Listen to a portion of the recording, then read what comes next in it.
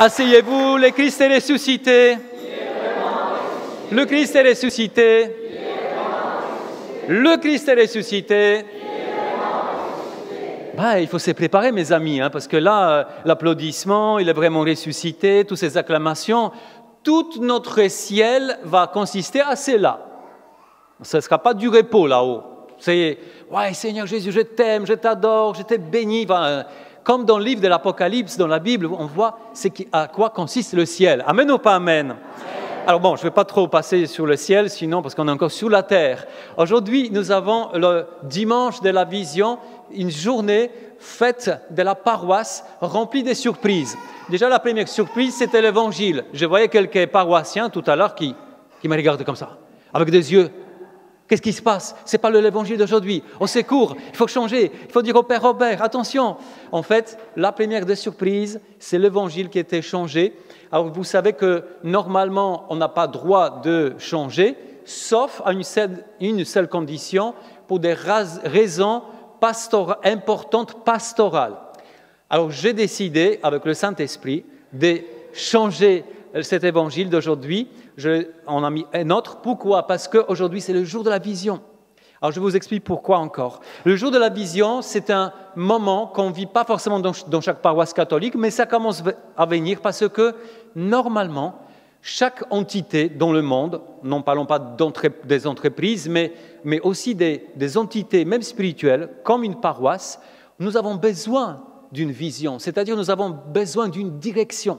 Si nous sommes ensemble, si nous aimons Jésus, si nous voulons avancer avec Jésus quelque part, il faut savoir où on va. Et la vision, on dit dimanche de la vision, pourquoi? Parce qu'on demande au Seigneur, Seigneur, on est ensemble, on t'aime. Jésus, tu es notre sauveur. Jésus, tu nous as rempli nos cœurs de ton amour, de ta vie. On a envie de te louer, d'être avec toi tout le temps. On a envie de travailler pour toi, de missionner pour toi, mais dans quelle direction on doit aller? Enfin, parce qu'on peut faire 3 millions de choses. Mais qu'est-ce que toi, Jésus, Dieu, notre Sauveur, qu'est-ce que toi, Jésus, tu as prévu pour nous, pour cette paroisse? Et on a passé, alors vous savez peut-être que ici nous sommes, cette paroisse, c'est la 11e année qui commence, que la Fraternité Missionnaire Jean-Paul II a pris cette paroisse comme dans son souci pastoral. Donc moi, je suis le deuxième curé qui suit, le premier, qui est de cette communauté-là. Et du coup, au début, quand nous sommes arrivés dans cette paroisse, vous n'étiez pas aussi nombreux que ça, déjà le dimanche, et quand on disait au début de la messe « Le Christ est ressuscité », on entendait des mouches passer, bzzz, il y avait un grand silence. Donc au début, c'était « Le Christ est ressuscité ». Bon, après, on disait aux gens, en fait, la bonne réponse, c'est « il est vraiment ressuscité ». On va faire une deuxième fois, on va faire un petit essai. Le Christ est ressuscité. Il est vraiment ressuscité, peut-être. Bon, qu'est-ce qu'on faisait dans ces cas-là? On disait à moitié blaguant, à moitié sérieux. On disait, écoutez, on ne peut pas commencer la messe. S'il n'y a pas de foi dans l'assemblée, on ne peut pas commencer la messe. Donc vous avez franchement une troisième et la dernière chance de dire avec toute votre foi, il est vraiment ressuscité. Et ça commençait comme ça, petit à petit, petit à petit, petit à petit, jusqu'à ce qu'on arrive à aujourd'hui, on voit cette assemblée, et c'est magnifique que l'assemblée qui est là, qui dit, Christ est ressuscité, oui, il est vraiment ressuscité, on chante, on bénit le Seigneur, on applaudit, et c'est très beau, c'est très digne du Seigneur, parce que le Seigneur, il est là il veut recevoir cette louange, parce qu'il est digne de toute louange. Amen ou pas amen? Voilà. Donc ça, c'était le début, ici, il y a 11 ans. Petit à petit, on a commencé à mettre un certain esprit, mais ce n'était pas suffisant. Du coup, on a commencé à demander, plusieurs prêtres à l'époque, et pendant plusieurs années, nous avons commencé à demander, Seigneur, mais ok, la paroisse Saint-Roch, les gens aiment te louer, tout ça, mais où tu veux nous amener? Qu'est-ce qu'on doit faire? Est-ce qu'on doit être une paroisse universitaire, du style, toutes les homélies, ce seront des homélies recherchées, philosophiques, théologiques? Est-ce que tu veux qu'on soit une paroisse monastique, avec une musique toute douce, pleine de silence? Qu'est-ce que tu veux faire? Et petit à petit, le Seigneur nous a montré dans notre cœur et aussi à travers des personnes que vous êtes. Il y a certains qui sont là, qui sont pratiquement depuis le départ de cette paroisse, enfin, pas le départ de cette paroisse parce qu'elle est ancienne, mais en tout cas depuis le départ avec cette équipe des prêtres. Et en fait, nous sommes arrivés à une conclusion. On croit vraiment que ça vient de Jésus, qu'on a constaté une chose. En fait, cette vision de la paroisse consiste en 3 points en général. Une seule phrase, mais en 3 points. Tout d'abord, la paroisse Saint-Roch, ici, à Fréjus-Plage, elle existe pour favoriser la rencontre avec Jésus-Christ vivant, unique sauveur du monde. Amen ou pas amen?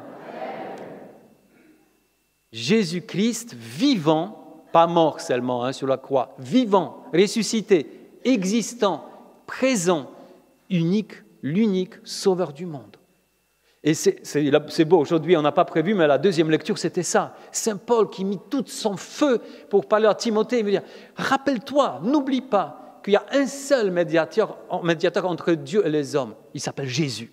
Un seul, il n'y a pas deux, il n'y a pas un autre prophète à côté de lui, il n'y a pas un autre penseur, philosophe qui peut nous amener à vrai Dieu, un seul médiateur. Il est entre le ciel et la terre, au milieu c'est Jésus, un seul. Et après, Saint Paul dit aussi, ces dieux-là, avec lesquels Jésus nous relie, qui est médiateur, en fait, ces dieux-là, il voudrait, son désir le plus grand, son cœur brûle pour que tous les hommes, toutes les femmes, tous les jeunes, tous les enfants, toutes les personnes malades, tous les seniors, tout ce que vous voulez, toutes les personnes qui existent sur cette terre puissent être sauvées par ce Jésus. C'est le désir du cœur de Dieu. On va fermer les yeux tout de suite. On va faire on va imaginer. Vous imaginez déjà la paroisse Saint-Roch. Vous imaginez ces quartiers. Combien de personnes sont ici dans cette paroisse et combien de personnes de ces quartiers, de Fréjus-Plage, ne sont pas là? Alors, ces quartiers contiennent 6 000 habitants. Ok, maintenant nous imaginons Fréjus et même Saint-Raphaël. Alors on est œcuménique. On aime tout le monde. Fréjus contient 50 000 habitants. Saint-Raphaël, 50 000 habitants. Pendant l'été, triple. Pendant l'été, Fréjus compte 150 000 habitants et de même Saint-Raphaël. Et maintenant, nous pensons, où sont ces gens-là? Il y a un champ à moissonner. Il y a le cœur de Dieu le Père qui bat pour ces gens-là. Et maintenant, nous pensons à la France. Plus de 60 millions d'habitants, dont 0,5% de pratiquants. Et après, nous pensons au monde entier, des milliards, plusieurs milliards de personnes qui ne connaissent pas Jésus.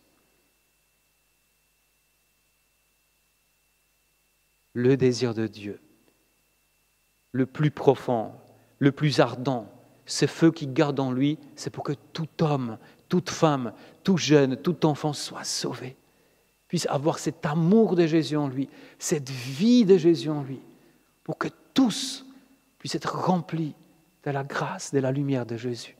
Amen ou pas amen? Waouh! Et ça, c'est le premier point de cette vision.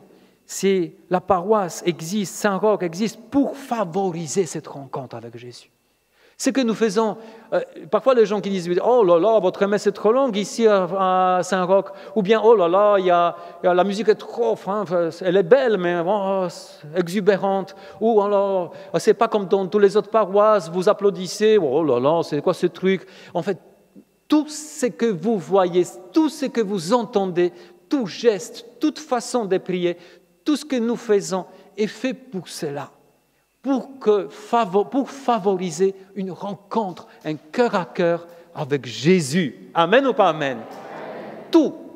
Même, vous exagérez, même ça est fait pour que les gens puissent être touchés, pour que nous puissions ouvrir notre cœur et Jésus vient nous rencontrer, vient nous sauver quand notre cœur est ouvert. Très important. Deuxième point pour cette vision, c'est Donc elle existe pour favoriser, etc., unique sauveur du monde, pour le suivre. Ben oui, si tu rencontres Jésus, ça ne suffit pas. C'est bien, c'est magnifique, c'est le moment, c'est la rencontre de ta vie. C'est le moment de ma vie. Moi, Père Robert, ça s'est passé le 6 mars 97. Voilà, c'est le jour de ma rencontre avec Jésus. Je ne l'oublierai jamais. Cette date est inscrite sur mon cœur à jamais. Alors, je suis nul. Moi, j'ai une mémoire vraiment nulle. Même, je n'arrive pas à me souvenir mon numéro de téléphone portable que j'ai depuis 10 ans. 06, 17, et après, je ne sais plus. Par contre, la date de la rencontre avec Jésus, je n'oublierai jamais. Mais cette date, cette rencontre ne suffit pas. Si je reste juste là avec cet événement, je suis comme un petit bébé qui n'a jamais appris à marcher.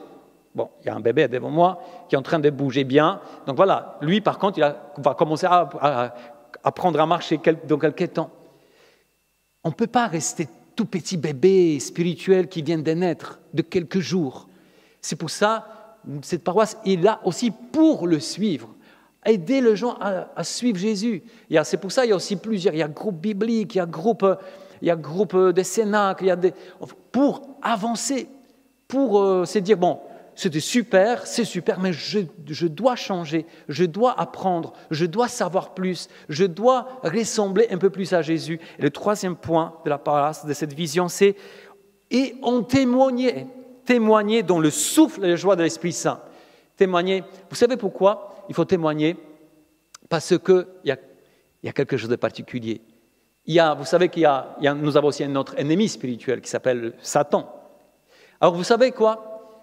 Le Satan connaît votre nom. Bien sûr, c'est un esprit très intelligent, très rusé.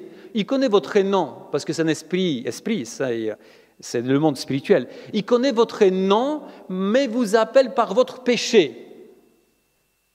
Mais quand vous rencontrez Jésus, Jésus connaît votre péché, mais il vous appelle par votre nom. Je ne vois pas l'enthousiasme là. Ça ne parle pas. On applaudit Jésus quand même, hein, c'est pas moi. Hein,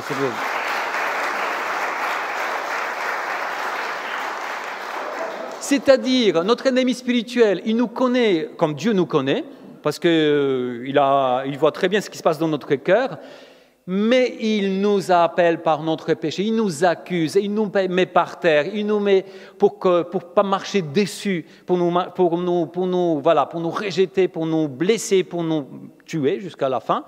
Par contre, Jésus, il est là, il connaît tout ce que nous faisons, il connaît tout notre péché aussi. Il a une radio devant lui quand il nous voit. Il n'y a rien qui peut se cacher devant Dieu. Et pourtant, il nous appelle par notre nom, parce qu'il nous aime, parce qu'il veut nous sauver. Et c'est pourquoi nous sommes là, mais aussi nous souffrons avec Dieu quand on voit des gens qui n'ont pas encore cette conscience, cet amour de Jésus, parce qu'ils sont eux aussi appelés par Satan, par leur péché. Et combien de souffrances, de souffrances des gens dans notre monde. Et nous savons que Jésus, c'est le seul qui ne condamne pas, mais qui est venu ici pour nous sauver. Amen ou pas amen? Bon, ça c'est la vision de la paroisse. C'est pourquoi, alors tout se passe bien sûr dans le souffle du Saint-Esprit. Cette paroisse, elle a été consacrée au Saint-Esprit il y a quelques années. C'est pas pour rien, c'est pas pour faire joli. On est consacré au Saint-Esprit, une petite colombe qui se promène je sais pas où. Non, c'est le Saint-Esprit. C'est l'esprit de feu, c'est l'esprit de Dieu, c'est l'esprit de sainteté, c'est l'esprit de feu d'amour de Dieu. C'est cet esprit-là que Jésus nous a promis, nous a dit dans les Actes des Apôtres, tout premier chapitre, alors que Jésus s'apprêtait pour partir au ciel, repartir vers le ciel. Jésus nous a dit, il viendra, lui, le Saint-Esprit, il sera comme du dynamite pour dynamiter votre cœur, parce que nos cœurs sont endormis, pour dynamiter notre cœur, qu'on soit des gens, enthousiastes, pour qu'on puisse témoigner, pas seulement avec notre tête, ouais, Jésus, il vous aime, il est vraiment formidable, et il a sauvé le monde entier comme un robot, c'est pas ça. C'est quand on témoigne de Jésus, si le Saint-Esprit est là, on touche le cœur. Ce n'est pas nous qui touchons le cœur, mais notre parole qui sort de notre bouche est accompagnée par la grâce du Saint-Esprit, par cet amour qui touche le cœur. Et c'est pour ça qu'on a besoin de cette dynamite spirituelle. Parce que sinon, Jésus est vivant, alléluia. On a besoin de cette force, cette joie, cet enthousiasme qui vient seulement du Saint-Esprit. Et le courage, parce que parfois, on se sent, et souvent, et même moi comme prêtre, moi je vous dis aujourd'hui, c'est génial tout ça, mais c'est difficile pour nous tous. Et on a besoin de cette présence du Saint-Esprit qui nous donne un coup de pouce. Parfois, c'est juste un petit coup de pouce, mais parfois, c'est carrément un coup de pied derrière pour aller, j'ai pas envie, j'ai peur, je sais, je suis timide. Mais le Saint-Esprit nous pousse parce que c'est lui, c'est son œuvre. Voilà. Donc, vous voyez, ces 3 points qui sont nécessaires pour comprendre cette paroisse. Et aussi pour se dire, voilà, si je suis là, c'est-à-dire que ce n'est pas par hasard.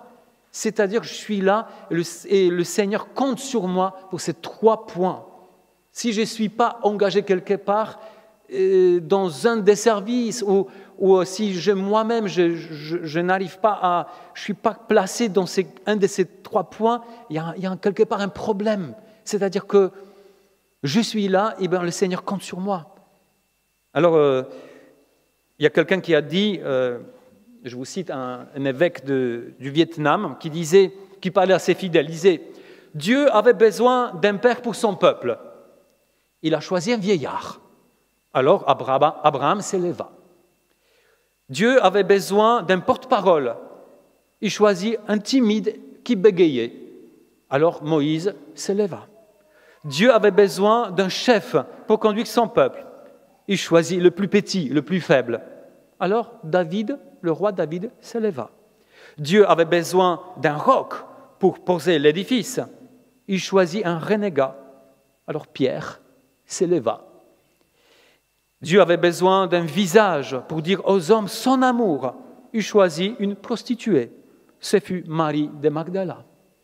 Dieu avait besoin d'un témoin pour crier son message. Il choisit un persécuteur. Ce fut Paul de Tarse. Dieu avait besoin de quelqu'un pour que son peuple se rassemble et qui aille vers les autres. Et il t'a choisi. Même si tu trembles de peur, pourrais-tu ne pas t'élever?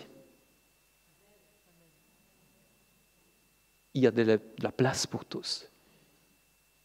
Des plus faibles, des plus simples, des plus pécheurs, des plus incapables, Dieu attend que tu t'élèves pour lui. Amen ou pas amen? Bon, pour ne pas être trop long, alors pourquoi j'ai changé cet évangile? C'est l'évangile d'aujourd'hui. Pourquoi je vais être vite, sinon... Pourquoi cet évangile? Parce que quand je suis devenu curé de cette paroisse, il y a 2 semaines, 3 semaines, en fait, le 1er septembre, j'ai pris cette paroisse d'une manière officielle comme curé. J'ai pris dans mon cœur, Seigneur, je ne peux pas prendre cette paroisse sans que tu me dises,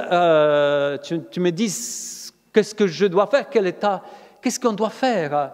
Je voudrais bien savoir ce que tu attends de nous, parce qu'on est là depuis 11 ans quand même, qu'est-ce que tu veux, où on doit avancer quand même, on connaît la vision, mais bon, j'arrive là, on a fait déjà beaucoup de choses, mais on voudrait faire, qu'est-ce que tu veux, quelle est ton attente pour moi comme curé, et du coup pour les paroissiens, tous ceux qui sont là, qui viennent. Et en lisant l'évangile du 1er septembre de la messe, en fait, ça m'a ébloui. J'ai trouvé dans cet évangile 3 points, je crois, ces 3 points, ce que le Seigneur nous dit pour maintenant et peut-être pour les années à venir. Donc voilà les 3 points. Tout d'abord, Jésus dit à Pierre qui est là, qui est avec ses bateaux, avec ses compagnons, Pierre qui a déjà essayé de pêcher, qui a attrapé des poissons, mais là, le jour même, il n'a rien pris, la nuit, il n'a rien pris. Jésus, il a d'abord enseigné à partir de sa barque, mais après, Jésus a dit quelque chose à Pierre. Il lui a dit, ceci, avance au large, avance en eau profonde, avance et jetez les filets. Pourquoi ça me touche? Parce que je crois que le Seigneur nous dit la même chose. Comme tous ici, à tous les prêtres, Père Paulélie n'est pas là, mais il voudrait être là, mais il est revenu hier soir de la mission dans le diocèse de Beauvais. On a notre Père Maurice avec nous. en visite, en vacances. En fait, il est revenu très, très fatigué. Donc, il est là avec nous spirituellement. Mais le Seigneur nous parle, à nous, tous les prêtres de cette paroisse, mais aussi à vous tous. Eh bien, il nous dit ceci, avance et jette les filets. Pourquoi c'est fort? Parce que il dit, avance-toi avec ta barque, qui est la paroisse, et jette les filets n'importe où. Jésus ne dit pas à Pierre, jette les filets juste là, ou juste là. Comme si Jésus nous disait, jette les filets, c'est-à-dire utilise plus le parcours alpha que les autres choses, ou utilise un tel service dans la paroisse que plus qu'autre chose. Il dit rien de précis, mais il dit par contre, son ordre, c'est jeter les filets partout, n'importe où. Jette les filets, t'inquiète pas. C'est déroutant parce que tu t'es dit, Seigneur, montre-moi le truc qui va marcher. Et le Seigneur dit, non, avance et jette les filets. C'est comme si toi, tu es là, tu t'es dit, bon, ok, Jésus, je voudrais bien parler de toi à quelqu'un dans mon entourage. Mais à qui? Montre-moi, Seigneur, montre-moi qui. Est-ce que c'est ma voisine? Est-ce que c'est mon voisin? Est-ce que c'est quelqu'un de ma famille? Est-ce que, voilà, tu pries pendant des heures et des jours et tu te fatigues et tu n'en peux plus. Et le Seigneur te dit, là maintenant, pour cette période de notre paroisse, avance et jette le filet. Ne te fracasse pas à qui tu dois parler, qui tu dois inviter. Jette les filets. Amen ou pas amen? C'est très très important ça. Faites, comme si Jésus disait, faites-moi confiance. Toi tu fais ton petit boulot, c'est moi qui ferai le grand boulot. Amen ou pas amen? Qu'est-ce qui se passe après? Pierre obéit. Il part. Alors que ce n'est pas l'heure, ce n'est pas le moment de jeter les filets, c'est parce que c'est en plein jour, il fait chaud, les poissons ne viennent pas normalement en plein jour, etc., etc. Pierre fait quand même son petit boulot et ce qui se passe, c'est qu'il y a plein de poissons qu'ils attrapent. C'est l'évangile, on est d'accord? C'est le deuxième point. Les poissons sont là et en nombre tel que les filets se déchirent, et même si on appelle une deuxième barque au secours de la première, en fait, il y a tellement encore de poissons que les deux barques s'enfoncent dans l'eau. Ça veut dire que ça a dû être énorme. Et c'est là où l'Évangile nous dit que Pierre, en voyant lui le pêcheur professionnel, lui voyant ce nombre de poissons, il s'est converti. C'est là, Pierre, en regardant ce nombre de poissons, il fait sa confession de foi. Pour nous, pour la paroisse Saint-Roch, moi je lis ça, ces points pour nous est important. C'est-à-dire que parfois on a la tentation, il y a une tentation qui dit, c'est pas la quantité, c'est la qualité qui compte dans l'Église. C'est pas faux, mais c'est pas vrai non plus. La quantité compte. Si c'était la quantité, Jésus aurait fait la même chose. Tiens, Pierre, tu as attrapé 5 poissons. Oui, mais ils sont gigantesques comme ça. Eh bien non, ce n'était pas comme ça. C'était plein de poissons. Et je crois que le Seigneur nous dit à travers ces passages, faites tout. Faites-moi confiance. Et attendez-vous à beaucoup de poissons humains. Attendez-vous à beaucoup. Parce que la quantité compte aussi. Quand il y a beaucoup de poissons, quand il y a beaucoup de gens, quand il y a une grande assemblée, ça compte aussi. Il ne s'agit pas d'une assemblée que tous sont parfaits. Allez, prenez-moi, Seigneur, je suis déjà avec une auréole, je suis prêt. Ce n'est pas ça. Mais quand il y a beaucoup de gens, c'est important. Amen ou pas amen? Mais il faut le désirer, il faut le chercher, il faut le prier, le Seigneur. Il faut, Seigneur, on a besoin. Regarde le monde. Saint Dominique, un grand missionnaire, fondateur des Dominicains. Saint Dominique, quand il finissait ses journées, alors il parcourait la France à pieds nus pour prêcher l'Évangile, les gens étaient touchés, mais quand il finissait ses journées, il était crevé, il était fatigué. Le témoin, ses confrères, ils ont écrit, quand ils ont écrit sa vie, ils disaient, alors que c'était le soir, Saint Dominique s'est posé sur les marches de l'église, et il priait et il pleurait en disant « Seigneur, que deviendront les pécheurs? Miséricorde pour eux. » Et il ne disait pas, Seigneur, j'ai parcouru toute la journée, je suis hyper fatigué, merci pour ces quelques personnes que tu as touchées grâce à ma prédication. Non, la quantité, le nombre. On peut pas. Est-ce que vous avez des insomnies? Qui a des insomnies de l'Assemblée? On va prier pour vous déjà, hein, voilà, pour que vous puissiez bien dormir. Mais moi, je rêve que nous puissions avoir tous des insomnies missionnaires. Genre, tu fermes les yeux le soir, tu devrais dormir, mais tu dis, mais Seigneur, mais mon quartier, 6000 personnes, alors que nous avons été à la messe que 200. Où sont ces gens-là? Seigneur, qu'est-ce qu'ils vont devenir? Et ces enfants, ces jeunes, et ces parents, et ces personnes âgées. Seigneur, la France, je ne peux pas dormir. Seigneur, je t'offre ma prière. Va le chercher, Jésus. Envoie ton esprit, Seigneur, envoie des missionnaires. Fais de mon cœur un cœur comme ça grand. Fais de moi un dynamite pour cette génération, une dynamite spirituelle. Des insomnies missionnaires. Ce sont des bonnes insomnies. Hein. Vos insomnies ne sont peut-être pas géniales, mais il y a des insomnies missionnaires. Que notre monde soit sauvé. Et le troisième point, il y a un troisième point. On le voit quand donc, Saint Pierre confesse, voilà, Seigneur, je ne suis pas digne. Se jette aux pieds de Jésus. Il se prosterne. Et pour la première fois dans sa vie, il reconnaît que Jésus est sauveur, que Jésus est Dieu, pas seulement un maître, un prophète, Dieu. Et il se passe quelque chose. On nous dit dans l'Évangile que Jésus lui dit, désormais, tu vas devenir un pêcheur, oui, pêcheur d'hommes. Ça suffit pour les poissons, laisse les poissons tranquilles. Ils ont besoin de nager un peu dans le lac. Mais laisse les poissons tranquilles, toi, tu vas devenir le pêcheur d'hommes. Et Pierre, qu'est-ce qu'il fait Pierre avec ses premiers compagnons? On nous dit, c'est explicite. Laissant leur barque, ils le suivirent. Ça veut dire derrière quoi? Ça veut dire que, oui, le Seigneur nous appelle tous pour devenir des pêcheurs d'hommes. Depuis 2000 ans, il appelle tous les chrétiens pour devenir pêcheurs d'hommes. Pas seulement des prêtres, des religieux, des religieuses. Ah, c'est lui qui bosse, moi je suis là pieusement, de temps en temps, je fais une petite prière. Nous sommes tous des pêcheurs d'hommes. Par contre, il y a une condition. Cette condition, elle est simple. C'est-à-dire, tu dois laisser ta barque. Laisse le truc que tu connais bien. Ah non, moi je sais bien lire.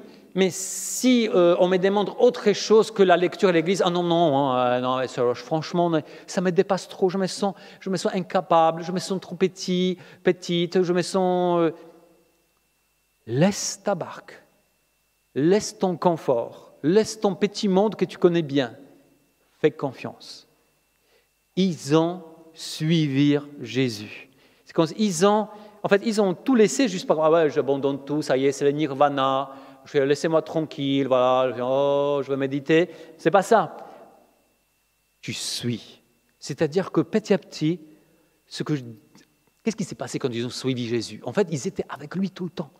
Ils étaient là avec lui tout le temps pour voir et pour entendre de quelle manière Jésus faisait, de quelle manière Jésus parlait, qu'est-ce qu'il disait. En fait, leur mentalité commençait à être la mentalité de Jésus. Quand tu dis en toi, Seigneur, ok, ça me demande un certain abandon, je ne sais pas comment ça va se passer, mais je te fais confiance.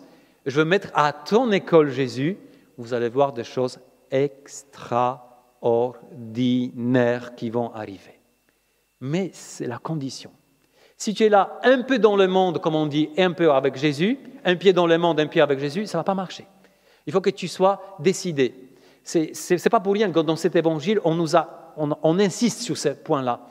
Ils ont laissé leur barque et ils ont suivi Jésus avec lui en permanence, 24 heures sur 24, pendant les repas, pendant les prières, pendant les enseignements, pendant le travail, on ne sait pas trop, peut-être ils ont travaillé tout petit peu quand même, en tout cas 24 heures sur 24. Amen ou pas amen? Parce que quand on dit Jésus, fais confiance à Jésus, il va faire de grandes choses, ouais, Jésus voudrait multiplier, donner beaucoup de poissons, ouais, laisse tout et suis Jésus. Il n'y a pas quelqu'un d'autre, hein. Mais c'est la condition. Ça ne fait pas de mal parce que Jésus, quand tu fais ça, en fait, tu deviens une personne la plus heureuse au monde. Ben oui. Voilà. Et que le Seigneur nous parle maintenant. Je voudrais bien que le Seigneur nous parle puisse nous parler maintenant. Fermons les yeux une dernière fois, ça sera la fin de l'homélie. Et maintenant, faisons dans un silence simple, faisons en nous remonter une ou deux maximum paroles que vous venez d'entendre qui vous ont rejoint d'une manière ou d'une autre. Parce que le Seigneur parle, il est vivant. Prenons un petit moment de... Cette parole remonte et une chose qui remonte en vous, mettez-la dans votre prière. Parlez de cette chose au Seigneur, là maintenant, dans votre cœur.